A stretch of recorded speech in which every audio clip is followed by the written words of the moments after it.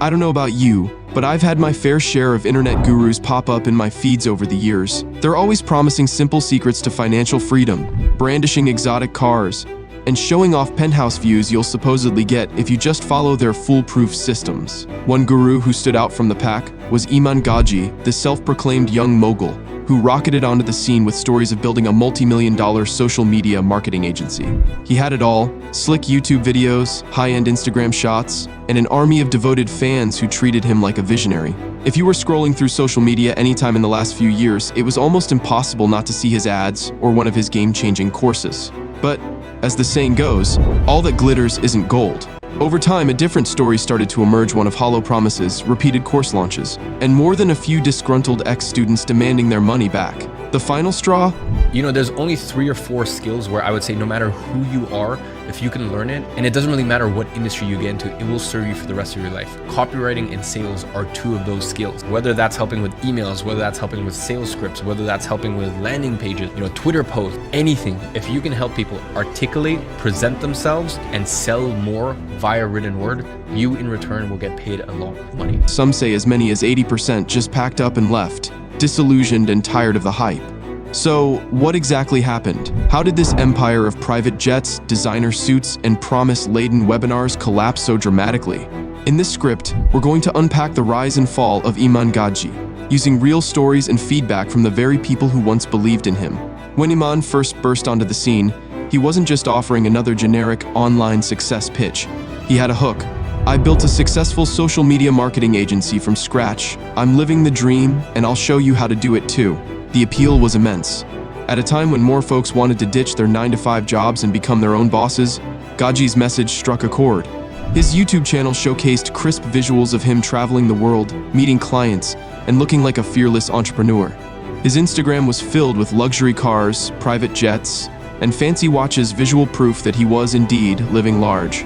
In the early days, a lot of people found his content genuinely inspiring. Here was this young guy apparently making it big in an industry that still felt fresh and full of opportunity. He talked about success in a no-nonsense way, unlike some older gurus who drone on about mindset and visualization. With Gadzhi, the pitch always seemed direct. Open your laptop, follow my system, and earn serious money helping businesses with their social media. That was the first impression. But as more people dug deeper, they noticed an interesting pattern.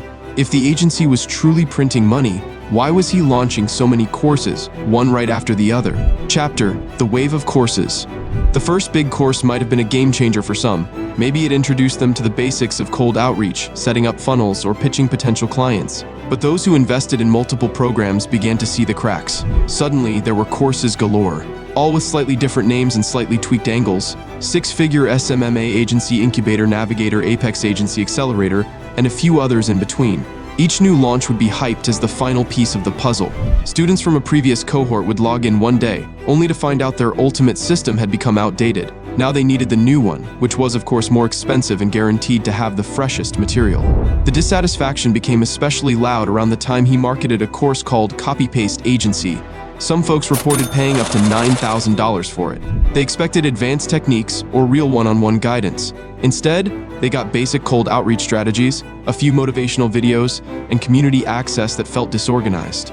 The second they started asking real questions about delivering concrete results or setting up complicated client campaigns, they were either told to wait or that this info will be covered in our next program. It was like an upsell treadmill that never ended, and many participants soon realized that they weren't actually building profitable agencies. They were mostly collecting PDF checklists and logging into group calls that rarely provided direct, actionable coaching. Chapter: The Real Revenue Stream Exposed. Eventually, rumors began circulating that Gadzhi's multi-million-dollar claims weren't primarily coming from his agency at all. A large portion of his revenue was traced back to these course sales. People started pointing to the fact that if he was making so much from client work, he probably wouldn't need to create 8 different high-ticket programs. But in the age of social media, illusions can hold strong, at least for a while. Some people wanted to believe Gadzhi was a marketing genius who stumbled upon a new type of blueprint. So they doubled down, hoping that maybe this new course would deliver the goods. Over time, though, the dissatisfaction began piling up.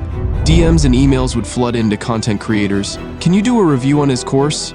I feel like I've been scammed out of my savings." Even some of his staunchest supporters started complaining about the lack of substantive content. On top of that, a failed NFT project associated with him also came to light, raising more questions about whether he was flipping between one hot trend and the next, all to keep the money flowing in. Chapter: When ex-students turn against you. It's one thing when internet critics raise questions, but it's a whole different ballgame when your own paying customers start to speak out. Former enrollees compared notes in Telegram channels, Discord servers, and private Facebook groups. They saw how each new Gadzhi product was basically a reboot of the same material, some new slides, a few new catchphrases, but not much else. Worse yet, many members said that as soon as they paid the hefty fee, the guidance they received was either minimal or non-existent. The promised group calls were scheduled but rarely answered the advanced questions students had.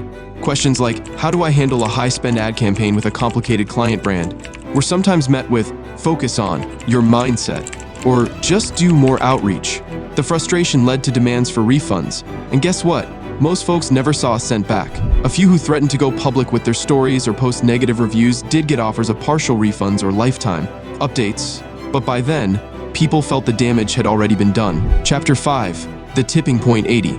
Walk away. All of these issues simmered under the radar for a while, like a slow-cooking stew of disillusionment, until things finally boiled over. A few prominent YouTube channels and blogs published in-depth exposés on Gadzhi's operation.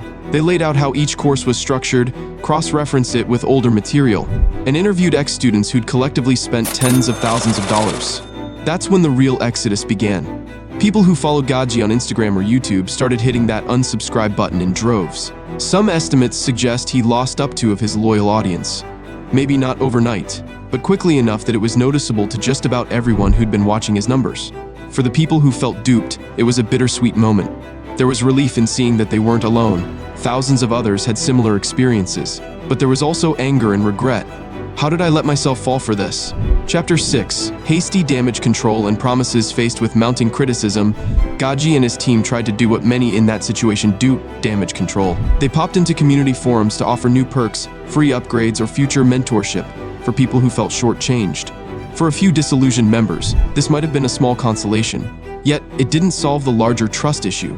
If these gestures were so quick to appear only after the negative press, it begged the question, would any of this have happened if the critics and ex-students didn't speak out so loudly? A lot of folks felt the answer was no. They suspected Gadzhi might have continued pushing new courses indefinitely, pivoting his narrative each time a topic lost steam. Some even joked that if the entire SMMA angle dried up, he'd move on to something else. Maybe an energy drink brand or a line of sunglasses, whatever it took to keep the brand relevant. What you think? Comment below. Thanks for sticking around to the end.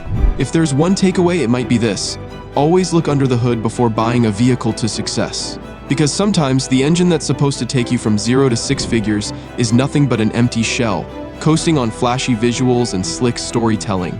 If you enjoyed this video, please like, share, and subscribe for more of these kinds of videos.